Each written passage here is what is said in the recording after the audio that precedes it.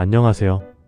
오늘은 기업의 윤리 경영, 그 속을 제대로 들여다보는 시간을 갖겠습니다. 핵심적인 국제 표준 두 가지를 아주 쉽게 풀어드릴게요. 자, 한번 이렇게 시작해 볼까요? 우리 회사가 규칙만 잘 지키면 그걸로 윤리적인 회사라고 말할 수 있을까요? 그냥 서류상으로만 존재하는 규칙들, 과연 그걸로 충분할까요? 바로 이럴 때 필요한 게 국제 표준, 즉 ISO입니다. 지금 보시는 이 두 가지 기둥, 규범 준수를 위한 37301과 부패 방지를 위한 37001은요. 말하자면 회사의 윤리적인 운영체제, OS와 같은 역할을 하는 거죠. 오늘 우리가 함께 따라가 볼 길입니다. 먼저 이 모든 시스템의 기본 틀인 PDCA가 뭔지 알아보고 그 다음에 계획하고 실행하는 단계, 그리고 점검하고 개선하는 단계를 차례로 살펴볼 거예요.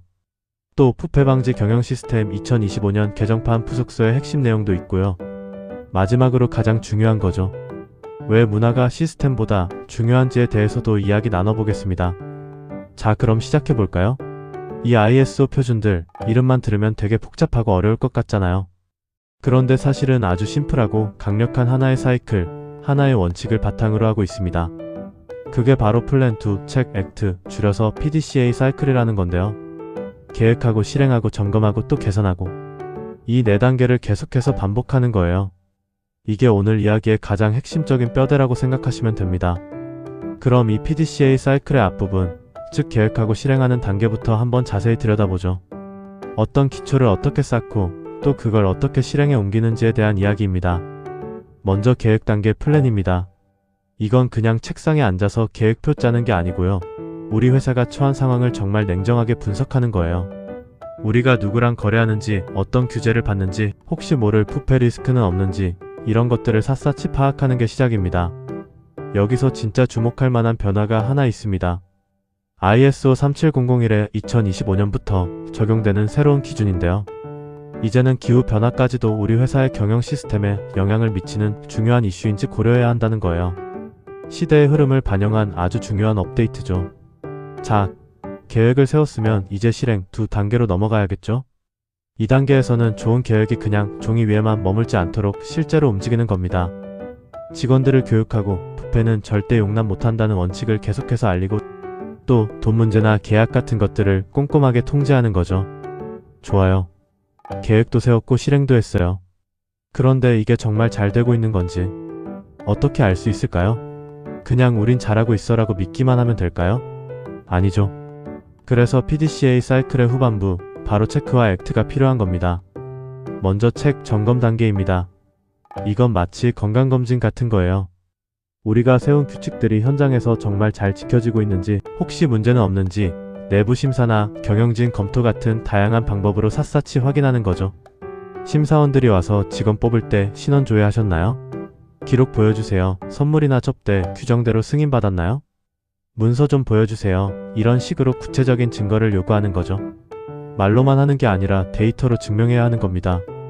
자, 이제 마지막 단계인 액트, 개선입니다. 여기서 정말 중요한 개념이 나오는데요. 바로 시정과 시정 조치의 차이예요. 예를 들어 바닥에 물이 새면 물을 닦는 건 시정입니다. 이건 급한 불을 끄는 거죠.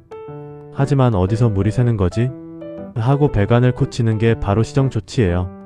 근본 원인을 해결해서 다시는 같은 문제가 생기지 않게 하는 것, 이게 핵심입니다. 지금까지 말씀드린 PDCA 사이클은 규범 준수와 부패 방지 시스템 둘 다에 적용되는 기본 틀인데요. 특히 부패 방지, 즉 ISO 37001에서는 이것만으로는 부족하다, 좀 더 특별하고 강력한 내용이 추가로 필요하다고 말합니다. 그중 대표적인 게 바로 급행료라는 건데요. 들어보셨나요? 보통 뒷돈 같은 개념으로 일 처리를 좀 빨리 해달라고 공무원에게 찔러주는 소액의 돈을 말합니다. 과거에는 이게 일부 국가의 관행이라며 애매하게 넘어가는 경우도 있었지만 이제는 아닙니다. 새로운 ISO 37001 2025년 표준에서는 아주 명확하게 선을 긋습니다. 금액이 얼마든 그 나라 관행이 어떻든 급행료는 그냥 뇌물이다, 절대 안 된다고 못을 박은 거죠. 그뿐만이 아닙니다.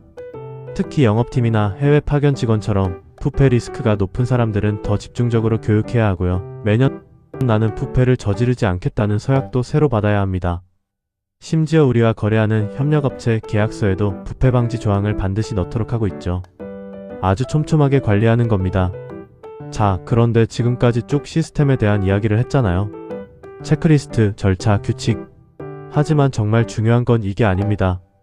결국 이 모든 건 살아있는 문화를 만들기 위한 도구일 뿐이거든요. 진정한 윤리 문화가 있는 회사는 어떤 모습일까요? 사장님부터 솔선수범하고 잘못을 저지르면 누구든 예외 없이 원칙대로 처리하고 또한 이거 문제 있는 거 아니에요? 라고 목소리를 내도 불이익을 당할까봐 걱정하지 않는 그런 회사. 바로 그런 심리적 안정감이 핵심입니다. 생각해보세요. 아무리 완벽한 시스템을 갖추어 놓아도 그걸 지키려는 문화가 없다면 그건 그냥 아무도 열어보지 않는 컴퓨터 속 파일 조각이랑 다를 게 뭘까요? 그래서 오늘 이 긴 이야기의 마지막 질문은 바로 여러분께 드리는 질문입니다. 여러분의 조직은, 여러분의 회사는 그냥 서류상으로만 존재하는 시스템인가요? 아니면 구성원 모두가 함께 만들어가는 살아있는 문화인가요? 진짜 고민은 바로 이 지점에서 시작되어야 합니다. 지금까지 한국준법진흥원이었습니다. 감사합니다.